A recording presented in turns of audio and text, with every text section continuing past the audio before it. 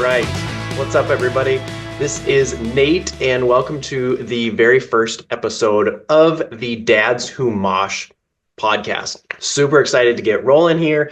Today, I've got my coffee. The sun is outside. It's a beautiful day in Arizona. It's a great day to be alive, and I am just excited to be hanging out and talking about things that I love and the opportunity to do this.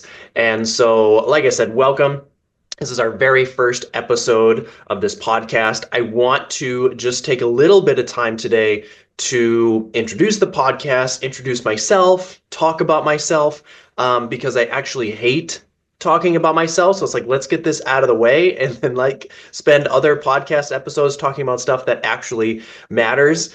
But a little bit about myself, I guess, and then I'll launch into what I want this podcast to be, or what I'm hoping this podcast will be. But I was born and raised in the state of Montana. I have been married to my high school sweetheart, Jana, now for over 16 years. It'll be 17 years this July, which is pretty crazy.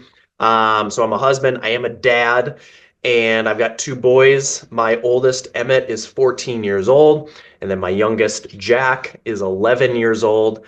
And being a husband, being a dad is wild. And I love it and love my family and just the life that we get to live together. Yeah, it's awesome. And we'll get into that, the dad stuff, the husband stuff. We'll get into all that, as this podcast goes along. But the name of the podcast is Dads Who Mosh. So it's not just the fact that I'm a dad, but I'm a dad that loves hardcore, and I love the hardcore scene. And even more than that, I love heavy music. And so while, I may be a little particular about, I really love just straight up hardcore music. I really do love all kinds of heavy music, metalcore, metal, deathcore, all whatever. It really, a lot of people are like, oh, well, you only like, one type of music.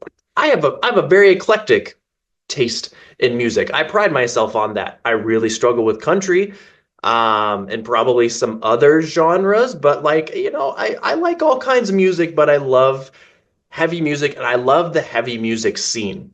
Like I said, I grew up in Montana, and I grew up in Missoula, Montana, which is the second largest city in Montana. But there's still not a lot of people there. There's almost more people just in the city of Mesa, where I live now, than there are in the entire state of Montana.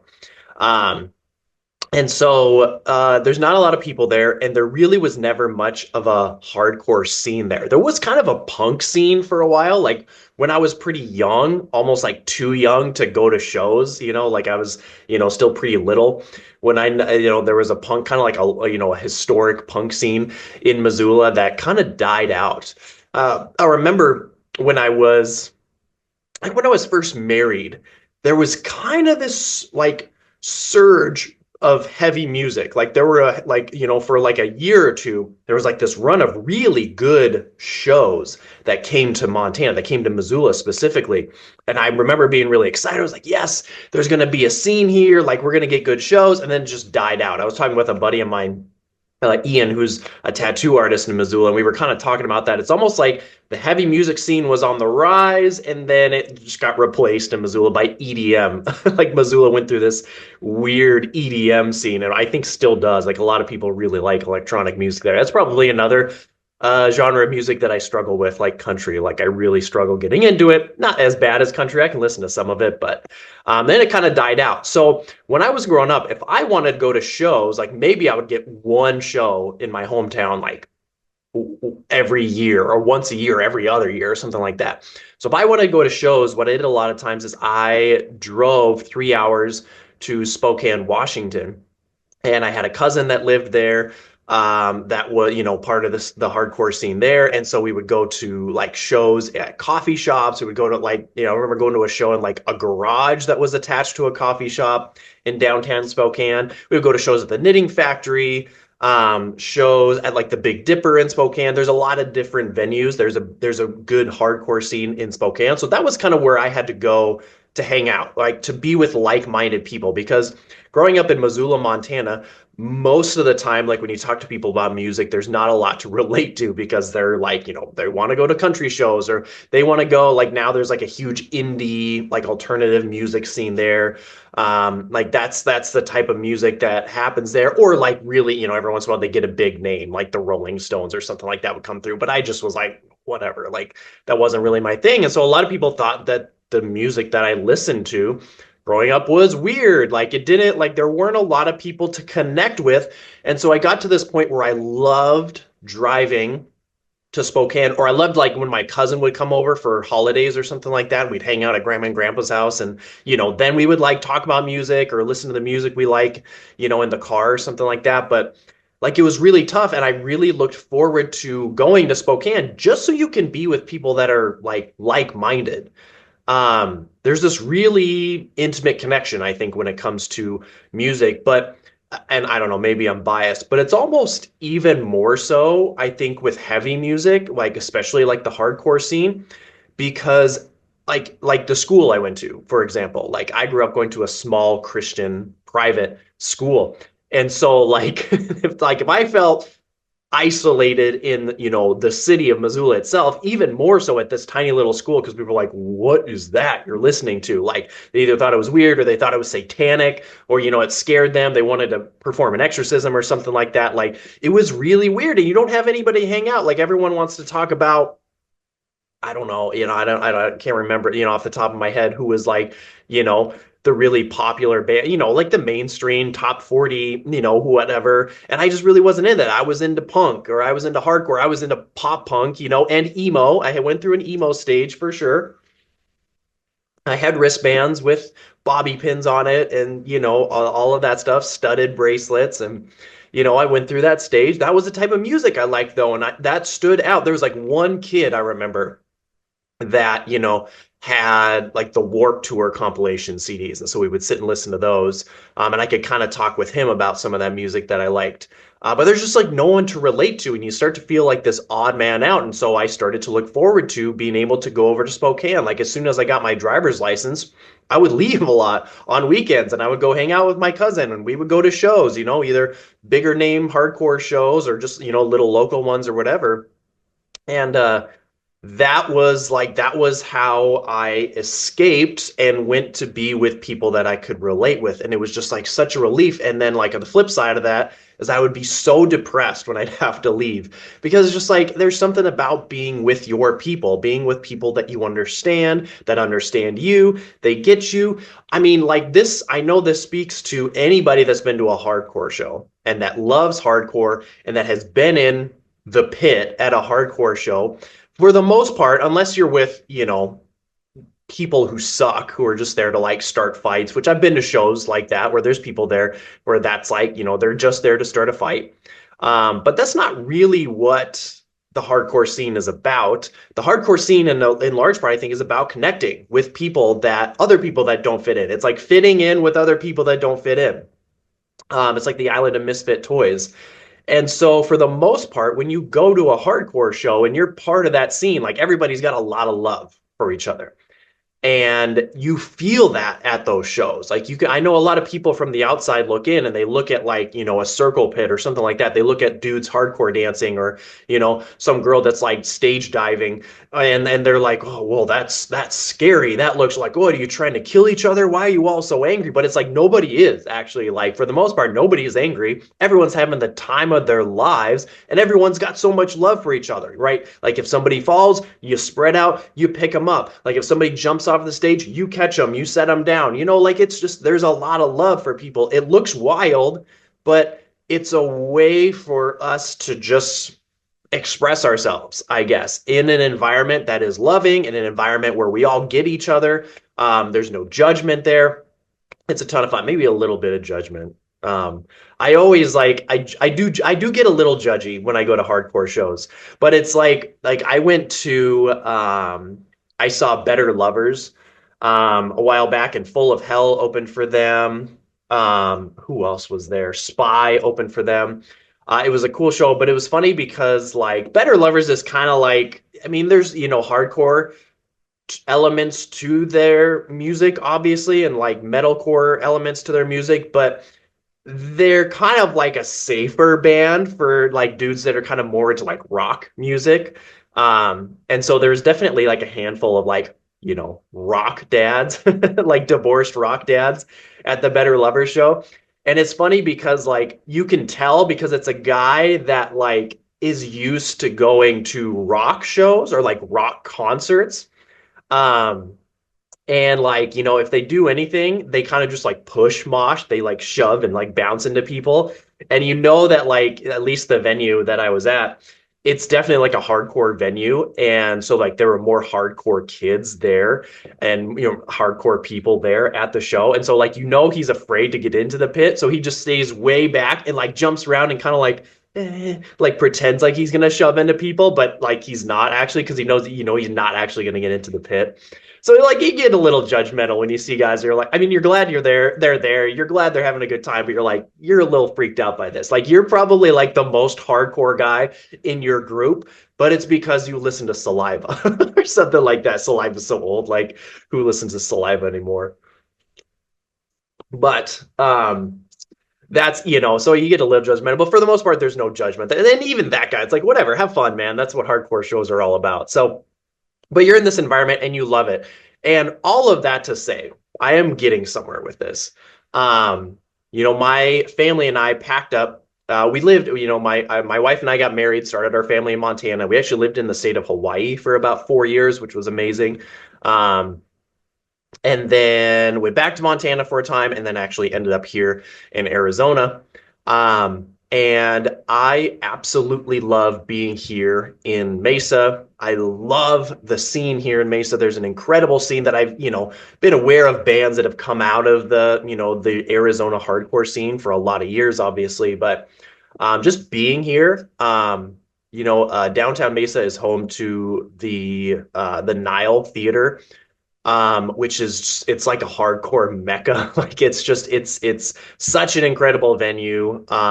So many bands have come through, continue to come through. It's such an incredible atmosphere. But there's like times where I get sad because I'm in my, just past my mid 30s. Um, and I spent a lot of time living in a place where I didn't have a scene and I didn't have friends. I didn't have people to hang out with. I didn't have shows to go to. And you feel really alone. And so, like, as much as my family and I love being here, and there's so many positive feelings and emotions about being somewhere like this, I almost get sad that I didn't do it earlier. But the thing that I love about social media, podcasts, all those different areas where you can create content. I love being able to connect with people. I love connecting with other hardcore fans just on like Instagram. Obviously my algorithm now just sends me all these different pages. I love the fact that we can kind of connect online in a way that I couldn't do when I was a kid. Like, I wasn't in like online chat groups for like hardcore kids or anything like that. I probably could have found some. But I'm also pretty sure if I had Googled like hardcore kid chat groups like in the 90s and early 2000s, that probably wouldn't have turned out very well for me. But um, there's something really cool about being able to connect, even just online. And so a big part of what I would love to do is I'd love to connect with people, in that way through this platform. But the name of the podcast is Dads Who Mosh. So, I love the scene. We're going to talk a lot about what's going on in the heavy music scene here. We're going to maybe review albums. We're, going to look at the news because like heavy music is real. I mean, like the Grammys were last night and Knocked Loose and Poppy and Spirit Box were all nominated, which of course they lost because, the Grammys haven't, they're not going to, maybe they'll nominate bands like that, but they're sure not about to, give them awards. Alpha Wolf was nominated for a Grammy, like for their box set, but still that's there's recognition. Knocked Loose played on the Jimmy Kimmel Show. Like there's some of these names, these underground names are really becoming big. So we'll talk about that kind of stuff. I'll be posting videos from shows that I get to go to here. Just because, just to kind of share my experience at those shows. stuff like that. But, I want to talk about that, but I also want to talk about the dad side of things. Dads Who Mosh. There's something, it's as cheesy as it sounds. I've always felt like there are parallels between like, being part of the hardcore scene and being a dad and being a husband for that matter. One of the things that I've said, and I want to, I'll kind of dive into this as the podcast goes along and talk about being a dad, being a husband, the struggles that come with that. Bring other dads onto the show or other people that are out there doing the father thing, being a dad, being a husband, but also being part of the hardcore scene. I've kind of felt like being a good dad and being a good husband is a lot like being at a hardcore show. And like I said, this is maybe a little cheesy, but it's a lot like being at a hardcore show in the sense that um, you kind of have to go all out, right? Like, I talked about being judgy. Like another thing that I get a little judgmental sometimes is you'll see somebody like climb up onto the stage and they want to do a stage dive, but then they kind of like chicken out like at the last minute instead of like jumping into the crowd, they just kind of like fall like into the crowd and everyone kind of has to awkwardly catch them and they don't go back up again because they kind of like, not wimp out, but it's a little intimidating.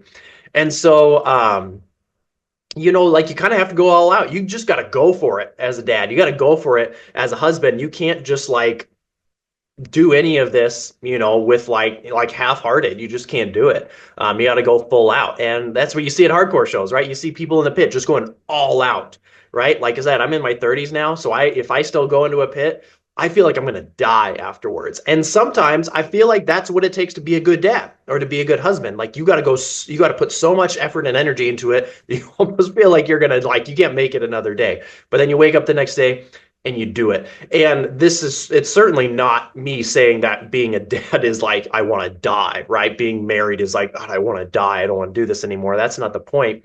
But the point is just that it is, it's a lot of work. It's a lot of work to do that. And and people can tell. Like if you just, you chicken out at the last second, people can tell. People can tell when your heart's not really in it.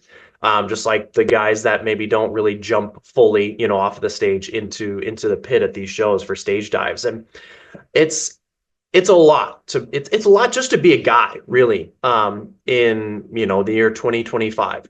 And obviously, like, my wife is incredible.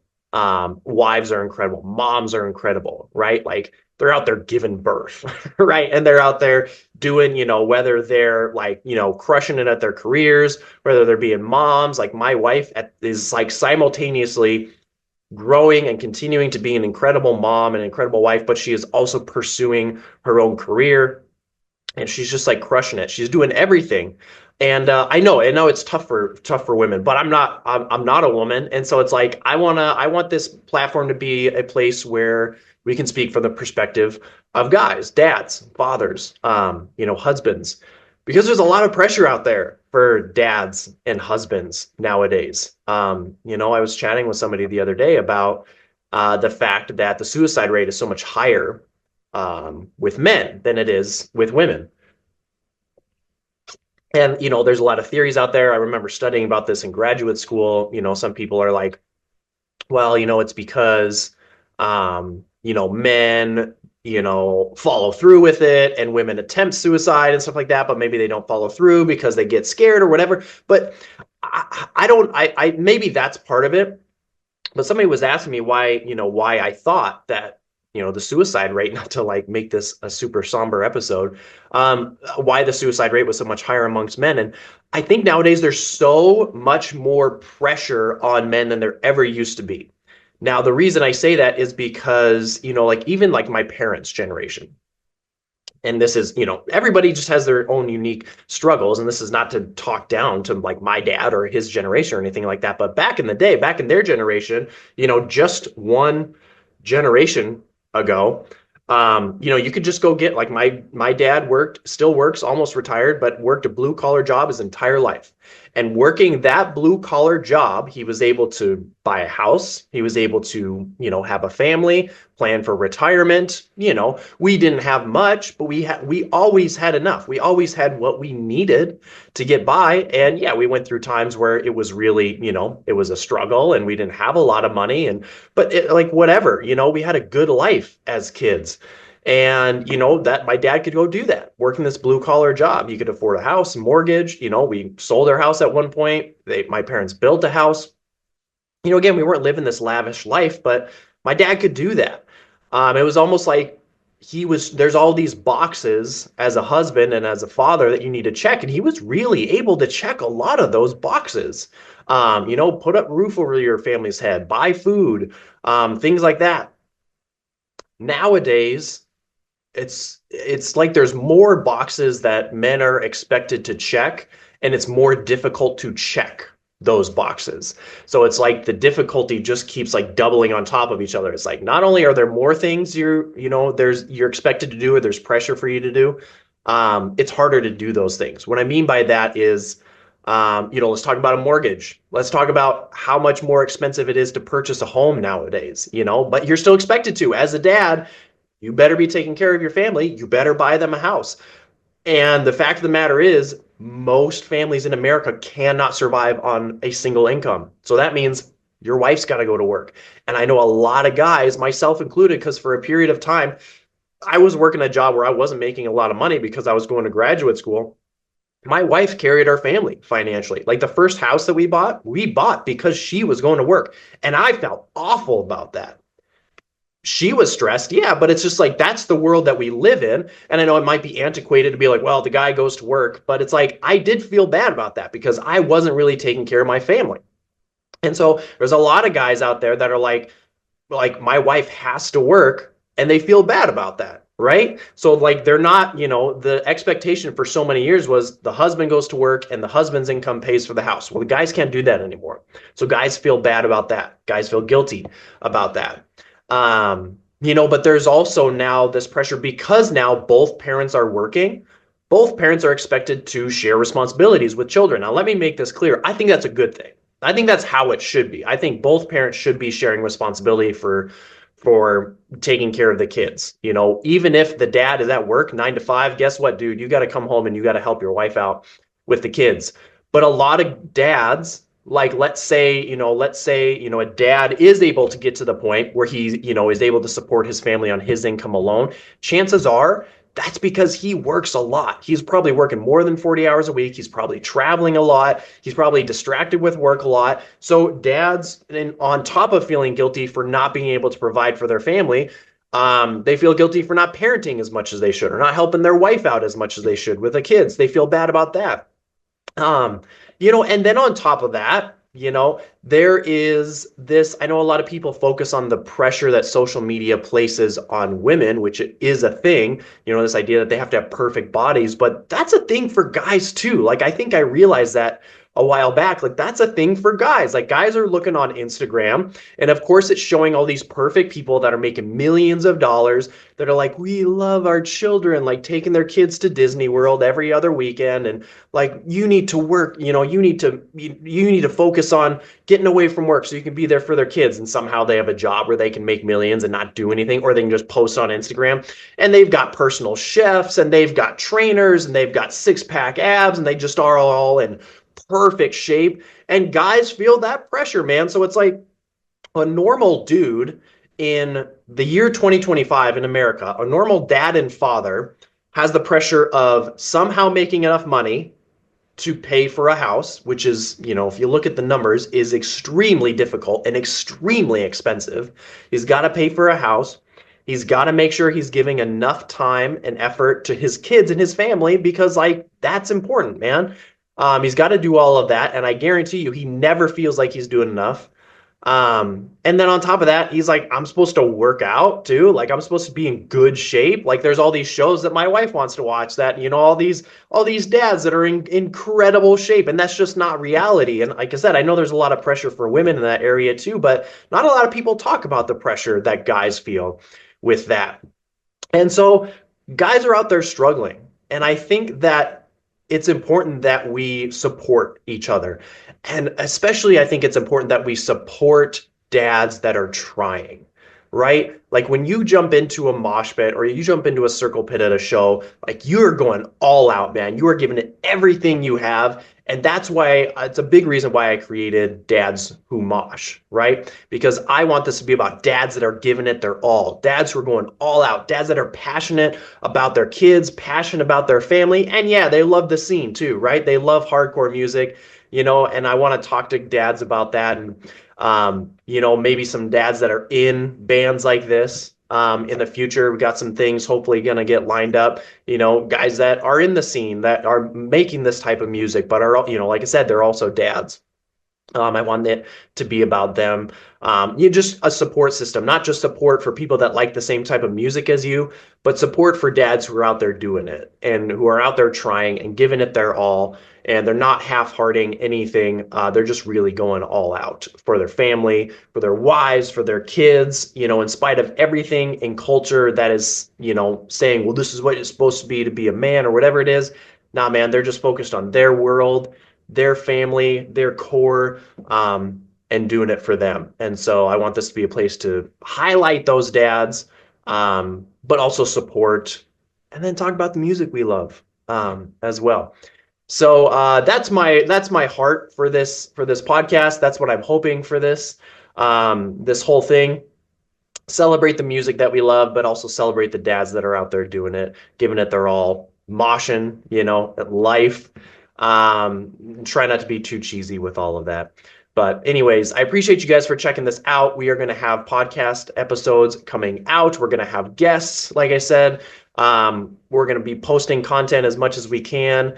And I appreciate the follow. I appreciate the listen. Make sure to share it with your friends. Join the movement. Shoot me a message on Instagram. Dads Who Mosh is the Instagram handle. You can find me on there. Like I said, holler at me. Appreciate you guys, and we'll talk soon.